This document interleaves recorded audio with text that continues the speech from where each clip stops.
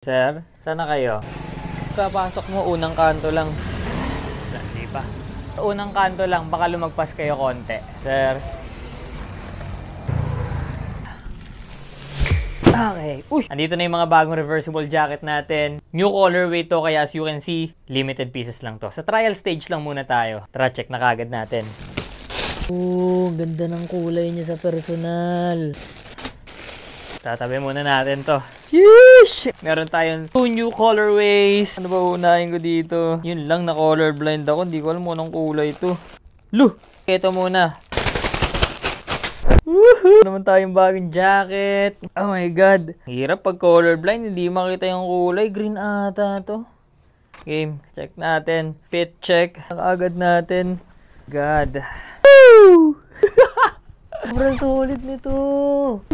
Ito, small nga pala itong sinukat ko ngayon. Napakaganda, napakalinis. Para sa mga magtatanong na kagad, small is 23 by 23. So, boxy fitting talaga siya. Siyempre, reversible pa rin to. Check natin yung kabilang side. Yung ganong colorway na to. Grabe. Ang linis nito. Malinis na look. Mag-i-small ako. Pag medyo streetwear style, dito tayo sa medium. Ang ganda. Ganda talaga ng kulay nito. Kahit colorblind ako, guys, nakaka-appreciate ako ng kulay. Kasi ang akala ng iba yung mga colorblind hindi na nakaka-appreciate ng kulay. Maganda siya sa mata, hindi ko lang alam kung ano ba talaga siya. Hindi ko alam kung, pero feeling ko ito yung green.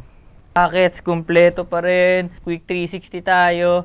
Ito naman medium, 25 by 25 to. Yung large, 27 by 27 para may idea na kagad kayo sa dimes. 3 sizes. Woo!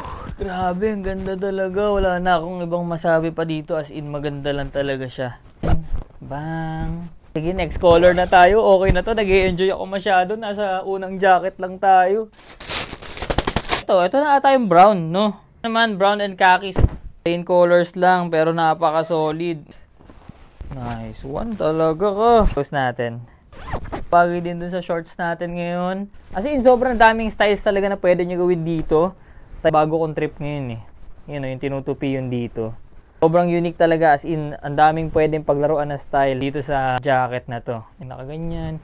Actually, pwede mo nga siyang i-3/4 na ganyan. Okay, next, kabilang side tayo. Linis nito. Wala na akong words na masabi. Sarap niya na lang isuot talaga. Tignan nyo na lang kung gaano ka-solid yan. Quick 360 ulit tayo.